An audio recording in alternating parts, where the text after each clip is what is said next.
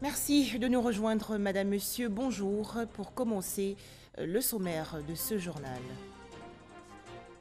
En Côte d'Ivoire, les membres du gouvernement aux côtés de la famille du président du COSIM, Cheikh Al-Haïma Bouakari Fofana, décédé le dimanche 17 mai dernier. Le gouvernement ivoirien a présenté ses condoléances à la famille éplorée, cérémonie à la grande mosquée de la Riviera Golfe dans la commune de Cocody. 10 nouveaux cas de coronavirus enregistrés hier en Côte d'Ivoire, ce qui porte actuellement à 2119 le nombre total de cas confirmés, dont 1040 personnes guéries et 28 décès. Dans ce journal, les précisions du ministre de la Santé et de l'Hygiène publique, le docteur Eugène Aka Awele. Enfin, à Caen, la reprise du championnat ivoirien de football. La Ligue professionnelle et les clubs attendent le feu vert du Conseil national de sécurité. En Côte d'Ivoire, après l'annonce officielle du décès le 17 mai dernier de Cheikh Al-Haïma Bouakari Fofana, le président du Conseil supérieur des imams, des mosquées et des affaires islamiques, les membres du gouvernement sont allés présenter leurs condoléances à la famille éplorée. C'était à la grande mosquée de la Riviera Golfe dans la commune de Cocody. Le point avec Pargassoro Koné. Le gouvernement ivoirien, conduit par le ministre d'État, ministre de la Défense Ahmed Bakayoko, représentant le Premier ministre Amadou Gon Coulibaly à la grande mosquée de la Riviera Golfe. Leur présence présentait les condoléances du président de la République Alassane Ouattara à la famille de Cheikh Bouakari Fofana, guide suprême de la communauté musulmane de Côte d'Ivoire, président du Conseil supérieur des imams, des mosquées et des affaires islamiques, COSIM, décédé hier dimanche 17 mai. Le président m'a demandé de vous dire qu'il est à vos côtés pendant ce deuil qui le frappe personnellement. C'est un deuil qui le concerne au plus haut point en tant que chef de l'État au regard de la contribution du Cheikh Haïma à la paix dans notre pays, à la cohésion, à la concorde, à la réconciliation. Le président me charge donc de vous dire, en tant que chef de l'État, la République doit cet hommage au Cheikh Haïma pour toutes les actions et son implication personnelle à des moments clés de la vie du pays. Touchés par cette visite des membres du gouvernement, responsables et membres du COSIM, imams, guides religieux, prédicateurs et familles du Cheikh Bouakari Fofana leur ont exprimé toute leur reconnaissance. Ces paroles représentent pour nous une grande fierté.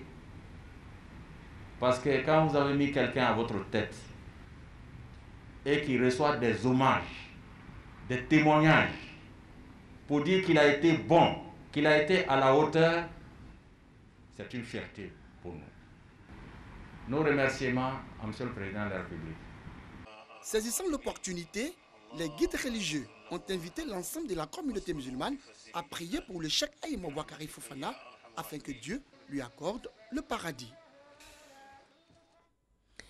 La classe politique ivoirienne salue également la mémoire du président du Conseil supérieur des imams, des mosquées et des affaires islamiques. Cheikh Al-Haïma Bouakari Fofana est décédé le dimanche 17 mai dernier.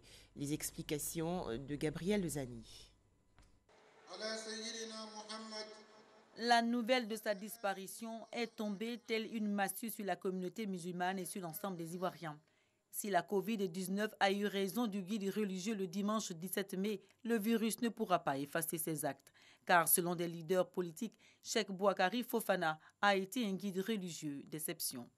Le guide Cheikh Bouakari, depuis plusieurs années, était devenu l'homme fédérateur de l'ensemble de tous les fidèles musulmans. C'est donc une perte douloureuse.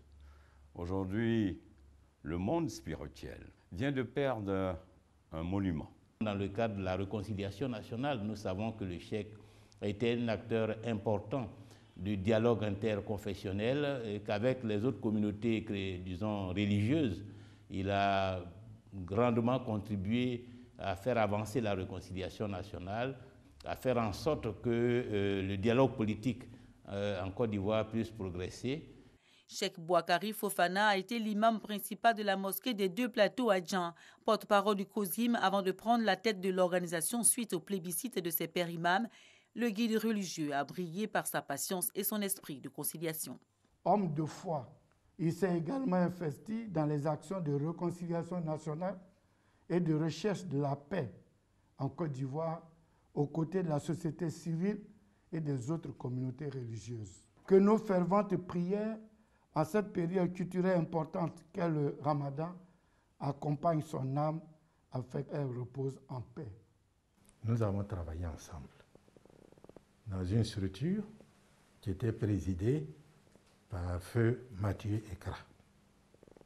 Moi, je représentais le Front populaire ivoirien. Amadou Soumaoro, président actuel de l'Assemblée nationale, et mon ami et frère Fanny Ibrahima représentait le RDR. Donc je peux dire que nous avons perdu quelqu'un de bien. Les hommages en l'honneur de l'homme ne manquent pas, surtout venant de la classe politique qui s'est réunie autour de lui à maintes reprises. Par son hardiesse à gérer les crises, Cheikh Boakari Fofana a fini par intégrer le comité de médiation des religieux entre l'État et les différentes couches sociales sur plusieurs décennies. C'est un monsieur que j'ai connu, moi, il y a très longtemps. Il n'était même pas encore de cette envergure-là. Il était encore directeur de l'agence CIB de la Cité Rouge où nous étions étudiants à l'époque. Ce que je retiens de sa vie, c'est qu'il s'est engagé fortement, résolument, n'est-ce pas, dans sa foi, et ça lui a permis d'accéder à cette dimension-là. Consacré par ses actions comme grand médiateur, ce brillant économiste a fait de la communauté musulmane en Côte d'Ivoire une organisation plus forte. Environ 5 millions de cas confirmés de coronavirus dans le monde. Le point dans ce journal.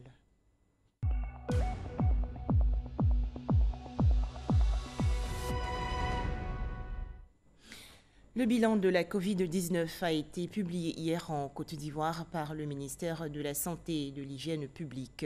10 nouveaux cas de coronavirus ont été enregistrés, ce qui porte actuellement à 2119 le nombre total de cas confirmés, dont 1040 personnes guéries et 28 décès. Les précisions du ministre de la Santé et de l'Hygiène publique, le docteur Eugène Aka-Awele. Le ministère de la Santé et de l'Hygiène publique a enregistré ce lundi 18 mai 2020 10 nouveaux cas de Covid-19 sur 305 échantillons prélevés, soit 3,2% de cas positifs, 36 guéris et 1 décès. Nous avons déploré hier un décès survenu dans un établissement sanitaire privé. Il s'agit d'un patient de 77 ans avec des antécédents de diabète et de cardiopathie. Le ministère de la Santé et de l'Hygiène publique présente ses condoléances à la famille éplorée. À la date du 18 mai, la Côte d'Ivoire compte donc 2119 cas confirmés, dont 1040 personnes guéries, 28 décès et 1051 cas actifs. Le nombre total d'échantillons est de 18 608. Le ministère de la Santé et de l'Hygiène publique tient à rappeler aux populations que la COVID-19 continue de circuler dans notre pays. Il est donc indispensable d'intégrer dans nos habitudes quotidiennes des mesures barrières, notamment le lavage régulier des mains à l'eau et au savon, la distanciation physique et le port du masque obligatoire dans l'espace public et les lieux de commerce. Ces mesures sont valables aussi bien à Abidjan qu'à l'intérieur du pays. Si toutefois vous toussez avec de la fièvre et des difficultés respiratoires, nous vous recommandons de vous rendre dans les centres d'accueil et de dépistage COVID-19 ou d'appeler les numéros gratuits suivants, le 101, le 119, le 125 et le 143. Je remercie et félicite tous les acteurs de la santé pour leur engagement et leur dévouement dans la lutte contre la pandémie. L'évolution du coronavirus dans les autres pays ouest-africains. 5 918 cas confirmés, dont 31 décès au Ghana. Au Burkina Faso, 796 cas confirmés, dont 51 décès. La Guinée-Conakry fait face à 2796 cas confirmés, dont 16 décès. Au Libéria, 229 cas confirmés de coronavirus, dont 22 décès. Le Mali, avec 874 cas confirmés, dont 52 décès.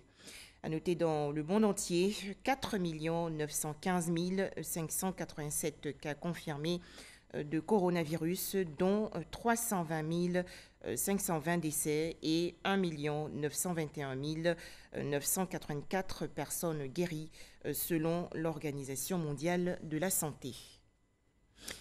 En Côte d'Ivoire, certains tenanciers de bars et boîtes de nuit ne respectent pas la mesure de fermeture de leurs établissements comme ordonné par les autorités en raison de la maladie à coronavirus. C'est ce qui ressort du point hier fait par le porte-parole de la police nationale, le commissaire Charlemagne Bleu, lors de la conférence de presse journalière sur la Covid-19. Les explications de Mahama Traoré. Reprise des cours à l'intérieur du pays ce lundi 18 mai, un retour progressif à la normalité qui ne doit en aucun cas être un facteur de propagation de la Covid-19, notamment avec le déplacement d'enseignants et d'élèves d'Abidjan vers les villes de l'arrière-pays. En accord avec le ministère de l'Éducation nationale, le ministère de la Santé met en place un dispositif de suivi sanitaire des personnes concernées. Il y a des comités locaux de riposte, comme des comités régionaux de riposte. Et les structures de santé qui sont là-bas, du moins les animateurs de ces structures de santé sont organisés pour faire le suivi. Il s'agit d'un suivi systématique des personnes qui sont parties. On va organiser leur suivi quotidien. Ceux qui ont des signes évidents de Covid vont obéir au même processus qu'il y avait comme à l'époque, c'est-à-dire ils seront détectés, isolés, prélevés, mis en quarantaine ou en confinement, comme le processus normal. Ceux qui n'ont pas de signes évidents a priori de Covid seront suivis régulièrement jusqu'à la période des 14 jours de surveillance, comme les sujets contacts. Le Grand Abidjan compte désormais 7 sites communaux de dépistage. Avec la levée de bon nombre de mesures liées à l'état d'urgence, les populations doivent toujours faire preuve de vigilance. Le ministre de la Santé et de l'Hygiène publique, le Dr Eugène Akawele, en appelle à l'engagement de tous pour combattre ensemble cette maladie. Surtout à une plus grande vigilance dans le contexte actuel de reprise progressive des activités et d'allègement de certaines mesures restrictives. Les mesures sécuritaires et sanitaires sont toujours d'actualité, voire à renforcer dans leur mise en œuvre. Le virus est toujours actif dans notre pays. Il se déplace avec les populations. Le week-end dernier, il a été donné aux forces de sécurité de constater le non-respect de certaines mesures encore en vigueur. La fermeture des bars et boîtes de nuit, dont certains ont fait l'objet ce week-end de mesures de fermeture par nos forces en appui aux professionnels du secteur, tant à Abidjan qu'à l'intérieur du pays, pour reprise clandestine d'activités formellement interdites depuis le 23 mars 2020 à l'instauration de l'état d'urgence. Tout tenancier, par ailleurs, et autres propriétaires pris à cet effet feront l'objet dorénavant de poursuites devant les tribunaux compétents. Ce mardi, le point presse gouvernemental sur la gestion de la crise sanitaire se tiendra à Adjamé. Question de comprendre ce que fait le conseil municipal pour freiner la propagation de la Covid-19 dans cette commune. Dans l'actualité nationale également, la réouverture hier des établissements scolaires publics et privés dans les villes de l'intérieur. Ces écoles ont été fermées le 16 mars dernier en raison de l'épidémie de coronavirus. Dans la région du Poro, dans le nord du pays, les autorités préfectorales, communales et éducatives ont sillonné les établissements scolaires et rappelé aux apprenants l'importance des mesures barrières dans la lutte contre le coronavirus. Les détails à Mississauga. Personnel administratif, enseignants et élèves ont tous repris le chemin de l'école des 7 heures ce lundi à Korogo. Très heureuse. J'ai hâte de pouvoir recommencer les cours.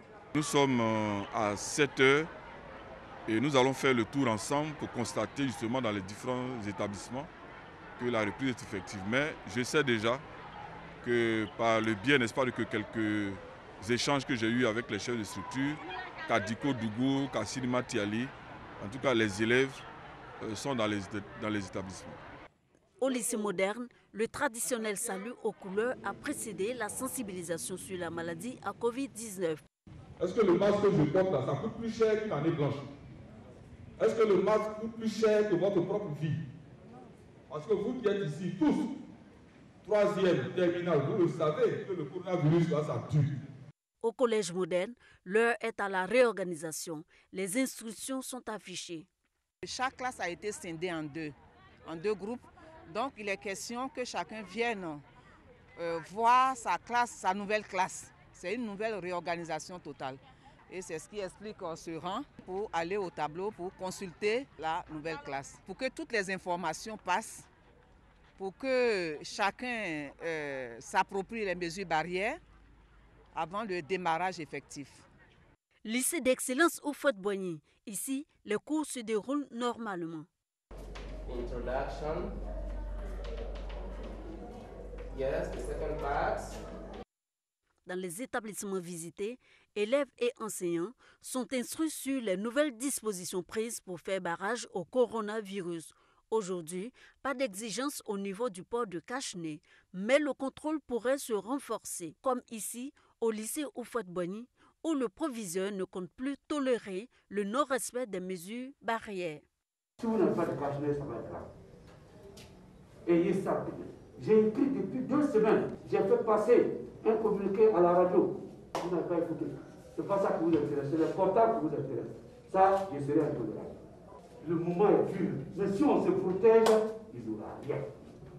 Pour s'assurer de l'effectivité de la reprise des cours, le préfet des régions a sillonné plusieurs établissements secondaires.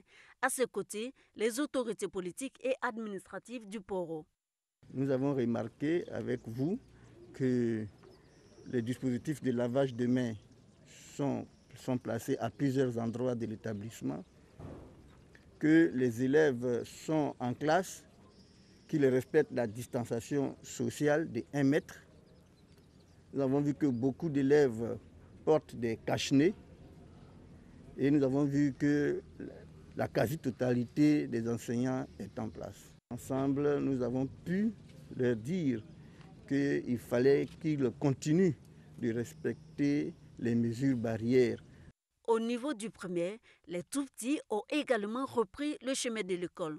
Au groupe scolaire Koko, les cours n'avaient pas encore démarré au moment de notre passage. Toutes les activités scolaires devraient prendre fin le 14 août pour que la prochaine rentrée scolaire 2020-2021 puisse se tenir le 14 septembre.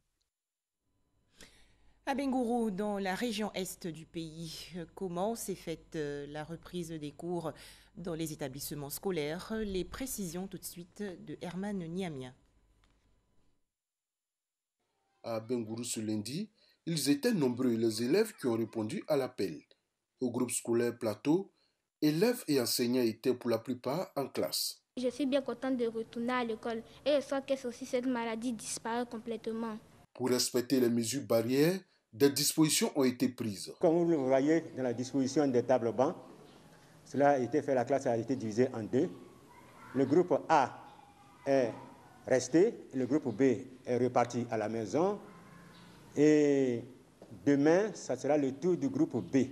Si la distanciation physique est respectée dans les salles de classe, Le port de masque, lui, par contre, reste un autre problème à résoudre. La plupart des élèves ne disposent pas de cache-nez. Je n'ai pas de cache-nez parce que mes parents m'ont pas acheté aussi pour moi. On a tenu à ce qu'il soit à 1 mètre. Ça, c'est un d'abord. Il n'y a pas de récréation. Au collège moderne Nana Bouakwasi 3, tout comme au lycée moderne d'Abengourou, élèves, enseignants et personnels d'encadrement étaient également pour la plupart présents. Moi. Bon, ça effraie certains de nos camarades. Mais comme nous respectons les mesures prises par le ministère de la Santé, donc je crois que tout se déroulera parfaitement bien. Nous avons constitué 2 groupes dans la même classe pour minimiser les effectifs. Des mesures un peu contraignantes pour le corps enseignant qui se dit tout de même déterminé à remplir son devoir. En situation exceptionnelle, il faut aussi accepter les conditions qui se présentent, puisque ce n'est pas la faute de quelqu'un. Donc, nous allons faire un effort pour pouvoir prendre les 2 groupes et nous allons supporter. Comme le montre cette affiche au collège moderne Nana Bouakwasi 3, le port de masque est obligatoire dans cet établissement. Mais dans les salles de classe, certains élèves ne disposent pas encore de cet outil de protection. Comme c'est le premier jour de cours, ils seront tolérés. Il y a des points où les enfants ont la possibilité de laver leurs mains. Au niveau de cache-nez, disons 80% des élèves qui étaient là ce matin avaient leur cache-nez. Nous avons permis que ceux qui n'en avaient pas, comme c'est le premier jour, fassent cours. Bien entendu, ils nous ont promis que demain, ils viendront avec leur cache-nez. À Abengourou, les établissements scolaires du public comme du privé ont repris les cours pour la plupart. Le véritable défi reste le respect effectif sur le long terme des mesures barrières édictées par le gouvernement pour éviter qu'un seul cas de contamination au coronavirus ne soit signalé dans un établissement scolaire. Une caravane de solidarité va sillonner toutes les cités universitaires de Côte d'Ivoire pour distribuer gratuitement des vivres et autres kits sanitaires aux étudiants dans le cadre de la lutte contre le coronavirus. Le top départ de cet événement a été donné récemment dans le district d'Abidjan, à la cité Mermoz, dans la commune de Cocody. Les précisions de Francis Boifo. Pour cette remise de dons aux étudiants de la cité Mermoz dans la commune de Cocody, le ministre de la Promotion de la Jeunesse et de l'Emploi des Jeunes était accompagné du nouveau ministre de l'Enseignement supérieur et de la Recherche scientifique. 300 cartons de riz et 85 cartons d'huile ont été remis pour soutenir les résidents de cette cité universitaire. Pour le secrétaire général de la Fédération estudiantine et scolaire de Côte d'Ivoire, FESI, c'est un soulagement. Allah Sinclair exprime sa gratitude aux donateurs, tout comme la tutelle. Ce genre de don est de nature à faciliter la rétention des étudiants sur l'espace universitaire, donc de nature à faciliter la mise en œuvre de la stratégie de continuité pédagogique que nous sommes en train d'élaborer. Mamadou Touré, ministre de la Promotion de la Jeunesse et de l'Emploi des Jeunes, invite les étudiants à prendre toutes les dispositions pour lutter contre la Covid-19. Nous avons profité de cette cérémonie de don pour réitérer des conseils à ces étudiants en leur demandant de ne pas tenir compte de tous les faux préjugés, faisant croire qu'en buvant de l'alcool, en étant jeune, on n'attrape pas donc le coronavirus, ou en se lavant avec l'eau chaude, on n'attrape pas le coronavirus. Nous avons dit que tout ça c'est faux. La preuve c'est qu'aujourd'hui, nous avons des malades qui sont jeunes. Les seules mesures à observer, ce sont les mesures barrières, se laver régulièrement la main, porter le masque. Bientôt, une caravane de solidarité va sillonner les cités universitaires de Côte d'Ivoire pour soulager les étudiants en cette période de coronavirus, a annoncé le ministre Mamadou Touré. Des vivres et non-vivres également remis aux populations de Anono, village hatchant situé dans la commune de Cocody. C'est un don de la paroisse catholique Saint-François-Xavier de Anono et de la Banque alimentaire de Côte d'Ivoire dans le cadre bien sûr de la lutte contre le coronavirus. Les détails, Grace Kando.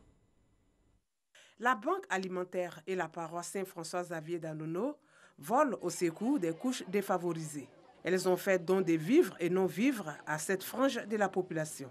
Je suis émue par ce geste. Je ne m'entendais pas vraiment à ça. Je remercie l'Église catholique et la Banque alimentaire. Le don est bienvenu parce qu'en ces moments difficiles, vraiment c'est venu pour soulager la population. Nous d'abord, la gloire soit rendue à l'Éternel parce que c'est lui d'abord. Et puis ensuite, merci aux donateurs. Selon le curé de la paroisse Saint-François Xavier d'Anono, ce don va aider les bénéficiaires en cette période de crise sanitaire. Cette crise que nous vivons nous appelle aussi à la solidarité et l'Église catholique qui, à l'image du Christ, seront solidaires de la souffrance des autres, au travers de la paroisse d'Anono, a voulu faire ce geste pour réjouir les cœurs des uns et des autres. Cette cérémonie de remise des dons a été l'occasion pour le curé de la paroisse Saint-François Xavier d'Anono de rappeler les mesures édictées par le gouvernement pour freiner la propagation de la COVID-19.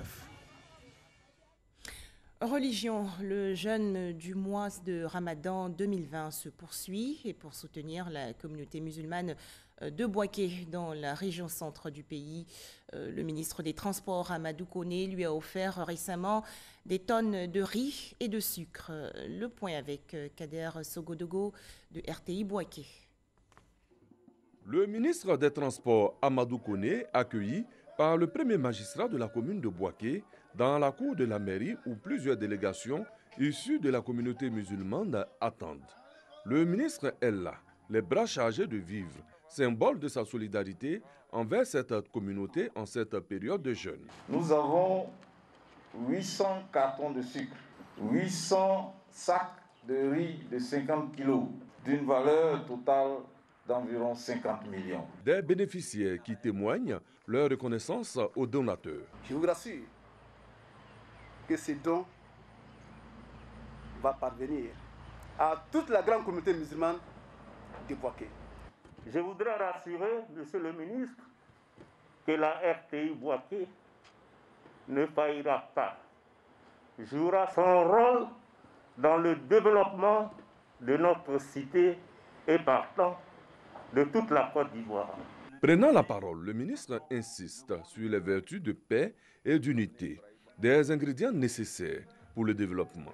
Que Dieu fasse que nous ayons tous la santé et que donc, la pandémie qui est ici donc, dans notre pays, qui atteint notre pays, puisse s'éloigner le plus rapidement possible. En tout cas, le président et le Premier ministre travaillent pour que notre pays et les populations soient à l'abri de cette maladie. C'est pour cela que les mesures ont été levées ici à Bouaké, grâce aussi à vos bénédictions et à vos prières. Les guides religieux présents ont également promis de prier pour que la paix demeure en Côte d'Ivoire, surtout en cette période de la COVID-19. Le président des États-Unis, de plus en plus mécontent, Donald Trump a en effet menacé hier de suspendre indéfiniment la contribution américaine à l'Organisation mondiale de la santé dans 30 jours si l'OMS ne procède pas à des améliorations majeures. Le chef de l'État américain a également ajouté que son pays pourrait aller jusqu'à remettre en cause son adhésion à l'OMS.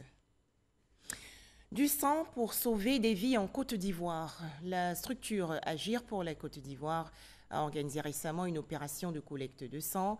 Il s'agit de combler l'insuffisance de sang au niveau de la banque du Centre national de transfusion sanguine. C'est un reportage de Soro Corona de RTI Bouaké. Le sang et les produits sanguins manquent cruellement dans les hôpitaux en cette période de la COVID-19. Les donneurs de sang se font rares dans les centres de transfusion sanguine. Bouaké n'est pas épargné par cette triste réalité. La structure Agir pour la Côte d'Ivoire vient au secours de la banque des sangs. Les Ivoiriens, nous sommes venus les exhorter afin qu'ils viennent donner de leur sang pour sauver des vies. Cette action sociale soulage les responsables du CNTS de Bouaké en cette période difficile de la COVID-19. Une poche de sang peut sauver au moins 3 personnes. Donc, quand vous avez un besoin de 50 poches de sang, vous envisagez le mettre à la disposition d'un minimum de 100 à 150 personnes. Et vous en avez 3. Ce sont plus de 100 poches de sang collectées. Cette opération don de sang, l'organisation Agir pour la Côte d'Ivoire compte la réaliser chaque samedi et cela pendant 4 semaines consécutives. Pour terminer, des nouvelles sportives, la Ligue professionnelle de football et les différents clubs ont décidé de s'en remettre au gouvernement pour la suite de la saison 2019-2020. Décision prise hier lors d'une réunion qui s'est tenue au siège de la Fédération ivoirienne de football dans la commune de Trècheville. Le point avec Konaté Ngamblé du service sport. Les joueurs de la Ligue 1 devront encore patienter avant d'être fixés sur une éventuelle reprise du championnat. C'est ce qui ressort de la réunion tenue ce lundi au siège de la Fédération ivoirienne de football entre les présidents de clubs de Ligue 1 et la Ligue professionnelle. Nous n'avons pas suffisamment de visibilité pour prendre une décision sur la reprise du championnat. Et nous savons que le Conseil national de sécurité doit se réunir, je crois, probablement fin mai. Nous attendons cette décision-là. À partir des décisions qui seront prises au cours de cette rencontre, eh bien, nous nous aviserons. En attendant la décision du Conseil national de sécurité, les avis entre les présidents de clubs divergent quant à la reprise du championnat. Il faut arrêter et puis préparer la nouvelle saison. C'est ce qui est vérité parce qu'il y a 2 mois déjà d'arrêt. Physiquement, les joueurs sont morts. Il va falloir faire une nouvelle préparation physique. À quel moment nous allons rentrer dans la nouvelle saison? J'aurais souhaité terminer les 6 journées parce que les 6 journées, comme l'a dit le président de la Ligue professionnelle, on peut le faire en 1 mois. Au terme de la dernière réunion du Conseil national de sécurité, les rassemblements de population passent désormais de 50 à 200 personnes. Cette décision permet à la fédération d'enclencher le processus électoral. Maintenant, nous sommes en mesure de pouvoir convoquer une assemblée générale ordinaire pour mettre en place la commission électorale et puis en même temps la mise en place de la commission électorale. Si l'élection du nouveau président de la Maison de Verre peut se tenir, ce n'est pas encore le cas des championnats qui devront attendre la décision du Conseil national de sécurité. Et c'est la fin de ce journal. Merci de nous avoir suivis.